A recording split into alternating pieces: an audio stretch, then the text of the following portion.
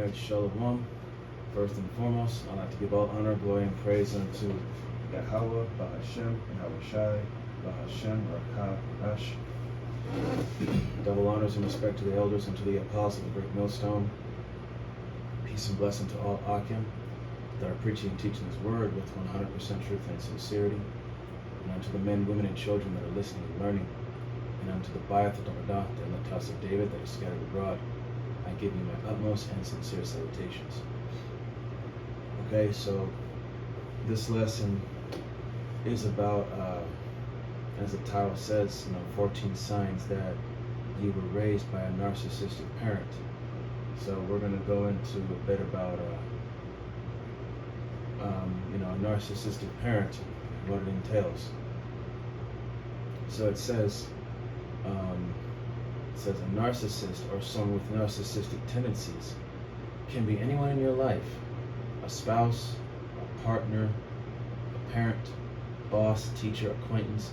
As a parent, narcissists are often emotionally unavailable, neglectful, and abusive. Unfortunately, children of narcissistic parents typically have difficult childhoods where they constantly try and fail to live up to the changing expectations of their parents.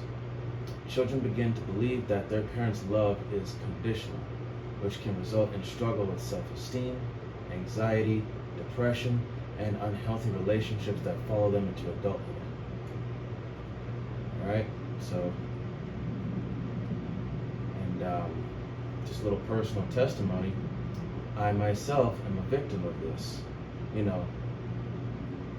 I had to deal with this while growing up. Alright, now it says how to tell if you were raised by a narcissistic parent. Low self-esteem. Your feelings of worthlessness didn't come from out of the blue. Although many children of narcissists don't consciously experience these difficult feelings, they are still there, running in the background and influencing your everyday life. Okay? So, your choices, your relationships, and your ability to withstand stress are all affected by low self-esteem and negative self-worth. Narcissistic parents raise their children to believe that their authentic self is somewhat flawed. These parents use shame to try to control their children, forcing them to meet their parents' needs. Anything that doesn't coincide with the parent's point of view is belittled or dismissed. The child is shamed for having opinions, feelings or needs of their own, resulting in an ongoing sense of inadequacy and worthlessness. Okay? Powerful inner critic. So, the ever-present narcissist voice still lives inside your head. Do you hear your parents' words echoing whenever you make a mistake, hesitate, or fail at something? Some people seem to have a constant harping critic inside them, commenting and criticizing their every move. The problem for most of us is that the voice isn't always recognizable. It's just there as an ongoing presence, poisoning our relationship with ourselves and making life much harder. For those of us who grew up with a narcissistic parent, the voice is normally a mother or father's harping, criticizing, judging, and making us feel that we will never be good enough. And here's another one right here. Perfectionism. Children of narcissists often start projects, careers, businesses, relationships, but never finish them due to the need to make everything perfect. If something isn't perfect or doesn't live up to standards, they often discard or distract themselves, procrastinating until it's too late to accomplish a job or task. The need to be perfect often stops children of narcissists in their tracks. Children of narcissists often suffer terrible anxiety, worrying that all their decisions are somehow wrong, bad, or misguided. Life is about making mistakes, or being wrong and learning from them. Without the ability to withstand our own failures and have faith in ourselves, we will never achieve anything. Children of narcissists can spend their lives self-sabotaging through procrastination, questioning every decision they make. The looming prospect of taking a risk often paralyzes them, preventing them from pursuing their special talents and succeeding in a business or career. Chronic shame. Narcissists are shame averse and will usually project their shame onto others, including their children, as a way of avoiding experiencing it themselves. A parent who is narcissistic will also put their own shame into their children through projection, eye contact, and facial expressions like disgust, leaving a lifelong legacy of chronic shame. Narcissistic parents also use shame as a parenting strategy without making themselves available for soothing or repair.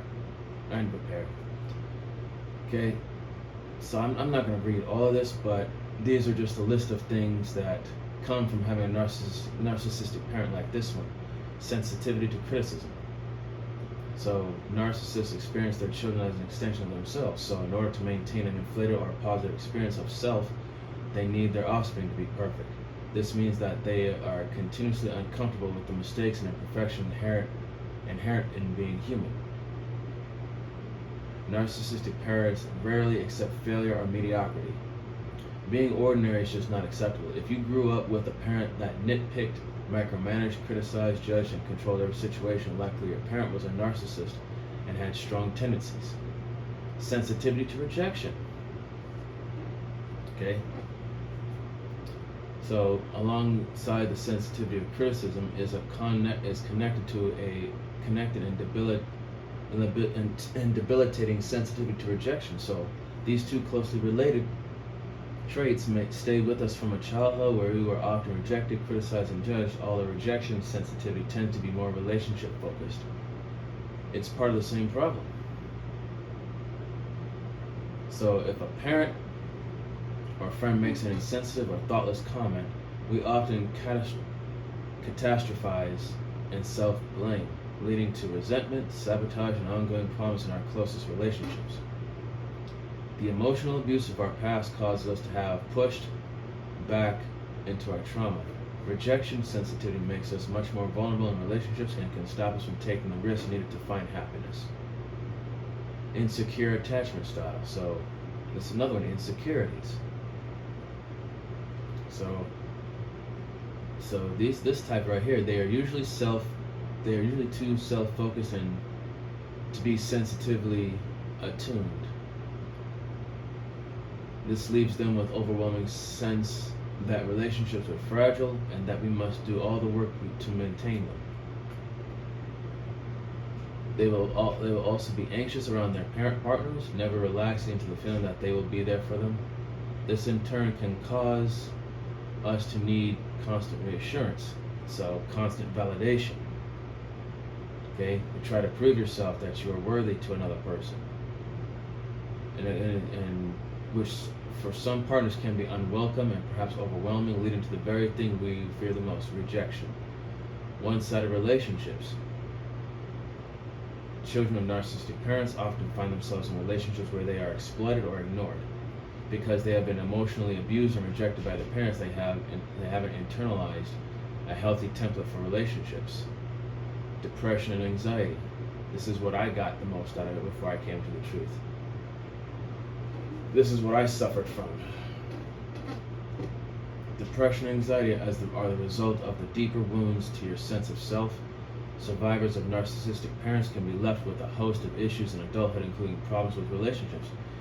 Due to a lack of agency and feelings of helplessness, children of narcissists can get depressed, feeling like there is nothing they can do to improve their lives.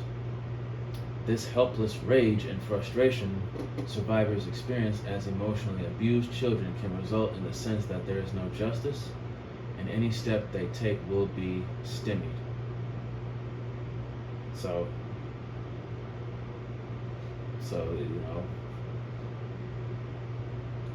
lack of boundaries. Okay.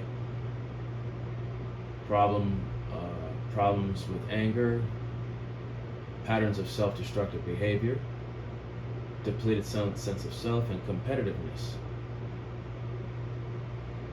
So, let me get into the here. So let's look up the word narcissism.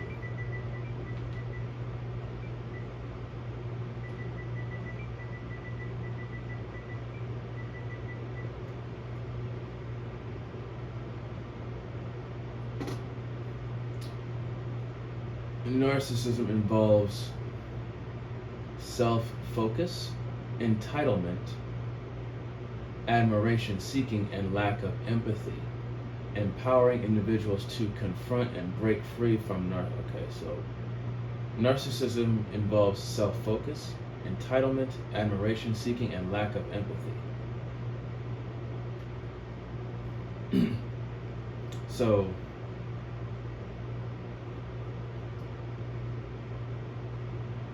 narcissistic personality disorder, a disorder in which a person has an inflated sense of self-importance. So, in other words, an ego.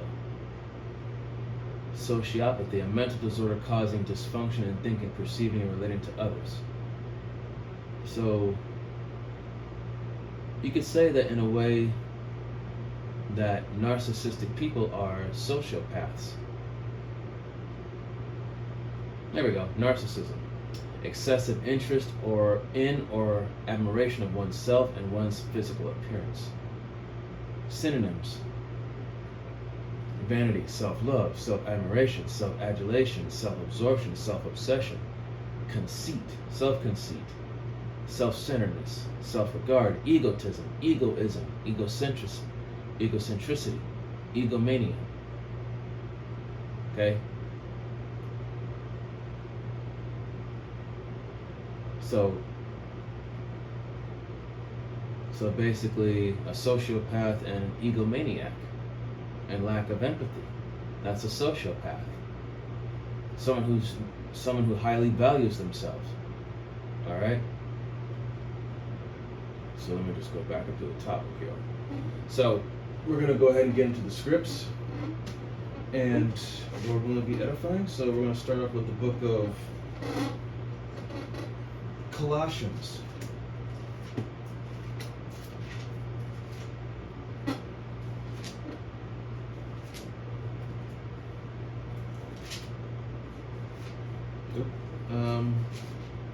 The book of Colossians is going to be chapter 3.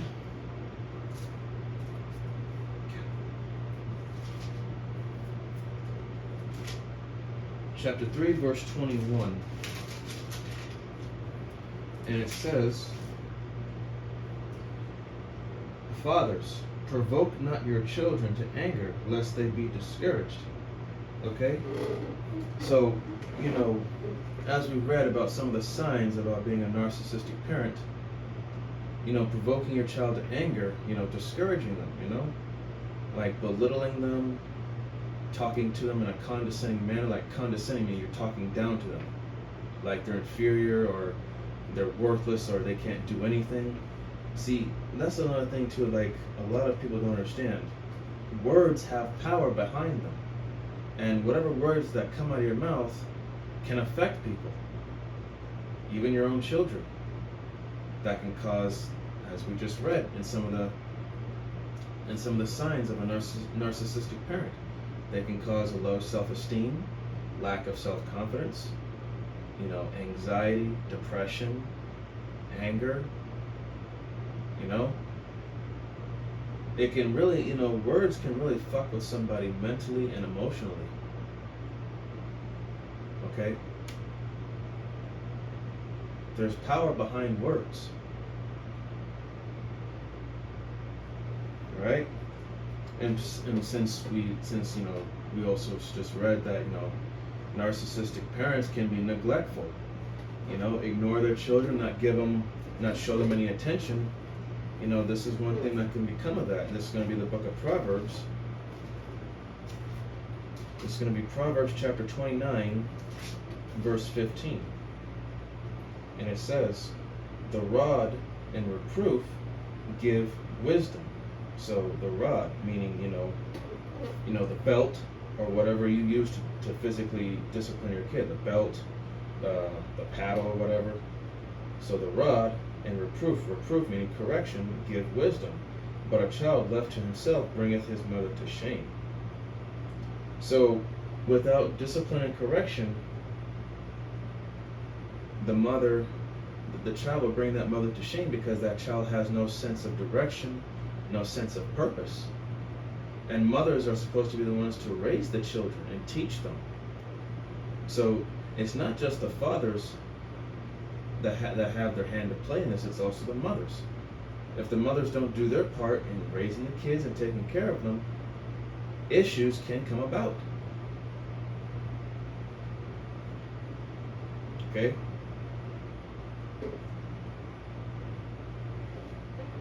Let's see.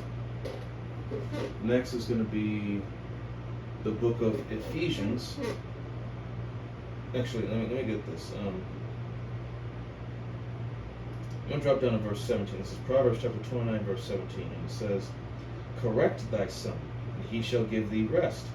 Yea, he shall give delight unto thy soul. So, if you give your child guidance, it will give you a sense of peace because he's not getting into trouble.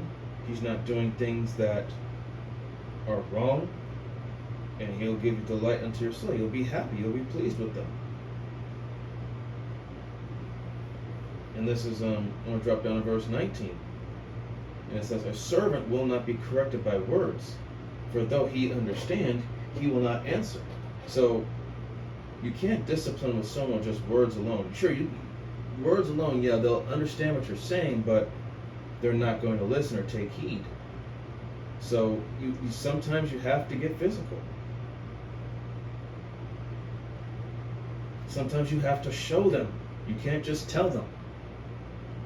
Especially when it comes to dealing with a child, it takes a lot of patience. And if you're not ready to develop that sort of level of patience and discipline, then why do you even bother having kids in the first place? Okay? So sometimes you have to do more than just give sound words to somebody. Sometimes you have to show them. Even though they say common sense ain't common, and you know what? It really isn't common, because sometimes it takes that extra step or two steps for someone to finally understand and get it. That's where patience comes in, because not everybody is going to be learning on the same level. Some people learn and adapt faster than others. Some people are slower than others. And when it comes to the ones that are slower, you got to have patience. And that's the problem with people in this society, especially here in America. If you're slow, the word retard means slow of mind. It has nothing to do with you being stupid. It's just that you're slow to catch on. Which is, not like I said, not everybody learns at the same pace. Some people need repetition. Some people need extra steps in order to finally get it. Alright, now we're going to go to Ephesians. This is going to be Ephesians chapter 6. Let's skip it. Ephesians chapter 6, verse 4. And it says, and ye, fathers, provoke not your children to wrath, but bring them up in the nurture and admonition of the Lord. Okay? So do not provoke your children to wrath. Okay? Like we just read in Colossians 3 and 21. Do not provoke your children to anger, lest they be discouraged, right? So don't give your children a reason to have resentment towards you. Because, years ago, before I came to the truth, I had resentment towards my parents, especially my father. And, holding grudges, having resentment, and acting out, being rebellious, that it's, yeah, it ruins the reputation of your parents because the children, however you raise them, the children's conduct is a reflection of how you raise them. So, yeah, I acted out and did a lot of stupid shit, and brought shame upon my father's name. And eventually over time I saw what my resentment and holding grudges was doing. Not only was it hurting them, but it was ultimately hurting myself. And trust me, coming from experience, holding grudges and having resentment towards somebody, that's a demon, and a very nasty one at that. It's a self-destructive demon. A demon that can ultimately destroy you, man. Holding grudges and having resentment, it can make you sick. It can make you not just physically health-wise sick, but mentally as well, and emotionally.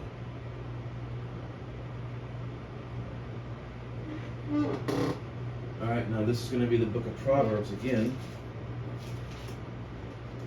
Like I said, man, problems with anger, self-esteem, self-destructive behavior. This is Proverbs chapter 22.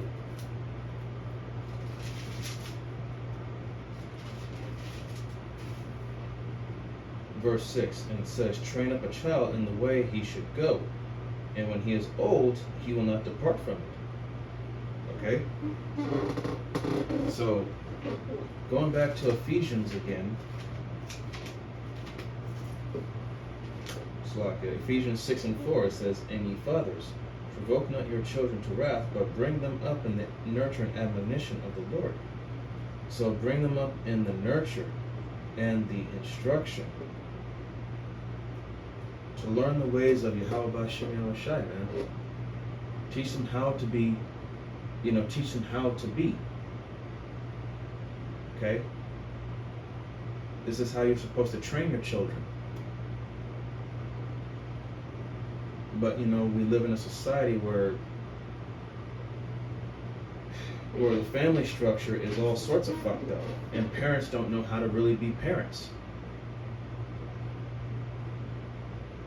Or this society doesn't allow parents to be parents.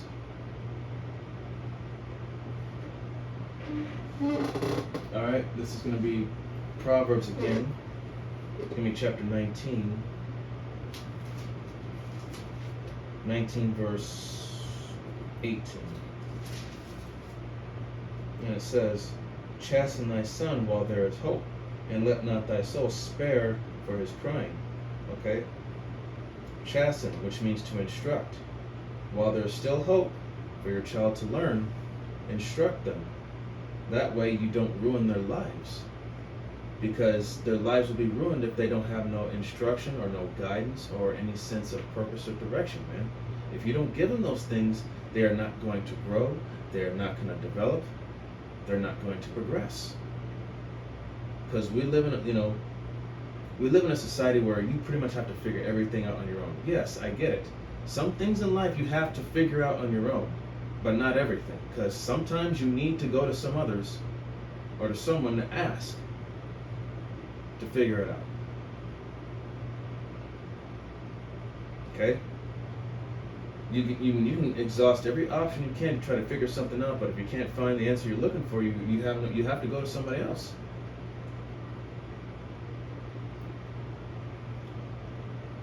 Alright? And that's how I am. If I don't know something, I'll try to figure it out, but if I can't, I'm going to go and ask.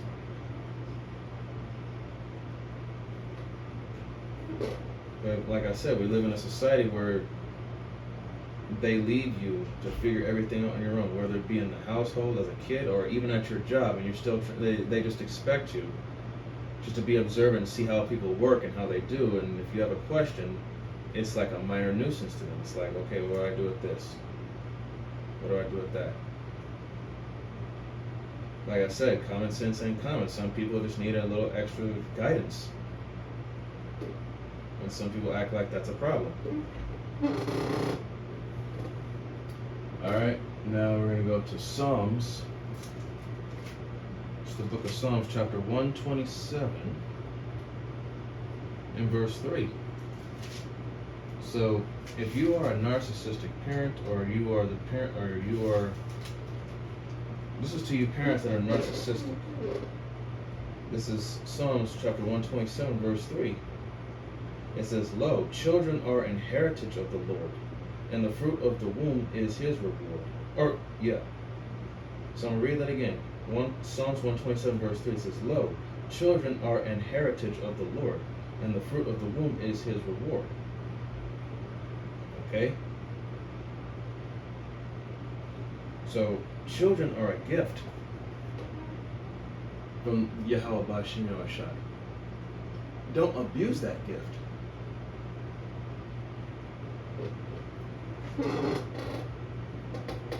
And lastly, let's see.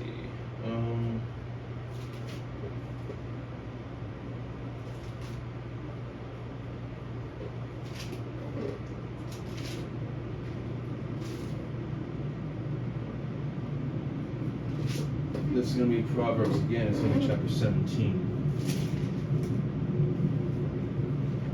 Verse 6. And it says, "Children's children are the crown of old men, and the glory of children are their fathers." Alright? So the glory of children are the fathers. So that says something. That means if you are the glory of your children, if you're the glory of your children, then that means that the children represent you. So however you raise your child,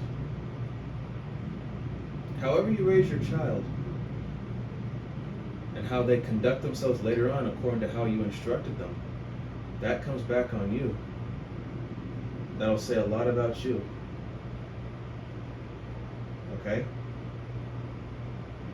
So for those who are narcissistic, you gotta watch it, because your parents, not your parents, your children can destroy your reputation and ultimately destroy you. Okay? It's all in how you raise your kids will determine how they're gonna be. I'm just gonna go over the 14 signs again. Low self-esteem, powerful inner critic, perfectionism, chronic shame, sensitivity to criticism, sensitivity to rejection, insecure attachment style, so basically insecurities, one-sided relationships, so depression and anxiety, lack of boundaries.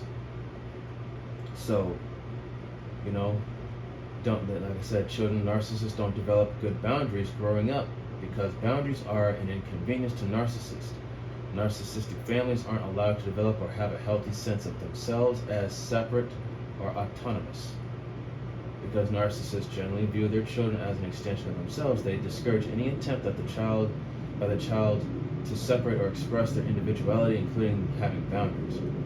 As a result of this training, survivors often have trouble saying no, as well as hearing it, and will be attracted to an unhealthy relationship where enmeshment is the status quo. So, not having the guts or the backbone to say no. Okay, next we have, problematic relationship to anger. So, as it says right here,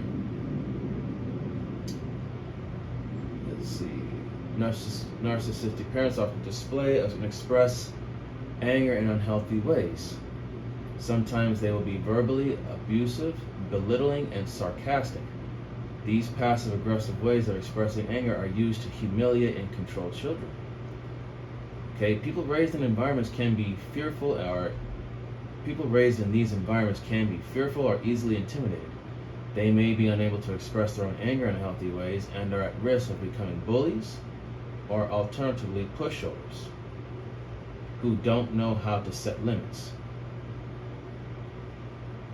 People who teach children that it is not okay to be angry create adults who are afraid of other people's anger and their own. In these families, children are often silenced and quickly learn not to assert themselves in a healthy manner. So, basically, reducing you to an insecure pushover who has no control over themselves. Self-destructive behavior. So children of narcissists often self-soothe through problematic or toxic habits: drinking, smoking, gambling, overeating, drugs, sex addiction, and can provide some respite from the painful feelings left over from childhood trauma, but the price is very high. Adult survivors can also be self-destructive and sabotage their careers or healthy relationships because they feel they don't deserve success or happiness. All right. So, like I said, you can read over this yourself whenever you have time. But at the end of the day, like I said, however you raise your children and how they conduct themselves after how you've instructed them to be, that's going to come back on you, because you're the one that raised them. It all starts in the household. Okay? The father's the disciplinarian, while the mother is the teacher. And if both parents aren't doing their job and they're just leaving their children without that guidance or sense of purpose or direction, well, how do you think the child's going to turn out? All right? So, like I said, this is about the 14 signs we were raised by a narcissistic parent. So I hope that this was an edifying lesson. So remember, children are a gift from the Lord, man. They are a gift. Don't use and abuse them, raise them right, treat them right. Okay? Yes, children are to honor their father and mother, but at the same token, same time, parents, you have to respect your children too. Okay? Your children, they have thoughts, emotions. They're human beings just like you. Okay? And with that, I hope that this was an edifying lesson unto the body and to those that are listening and learning with all sincerity. And with that, I would like to give all honor, glory, and praise unto Yahweh, Bahashem, Yahweh Shai, Bahashem, Rakha, Kodash. Double honors and respect to the elders and to the apostles of the great millstone. Peace and blessing to all Akim. I'm preaching and teaching His word with 100% truth and sincerity. And unto the men, women, and children that are listening and learning. And unto the Bayath, the Dabadah, the elect house of David that are scattered abroad. I give you my utmost and sincere citations. See you in the next lesson, Lord willing. Kwam Yasharala, Wa Abad Babal, Shalom, Barakatam.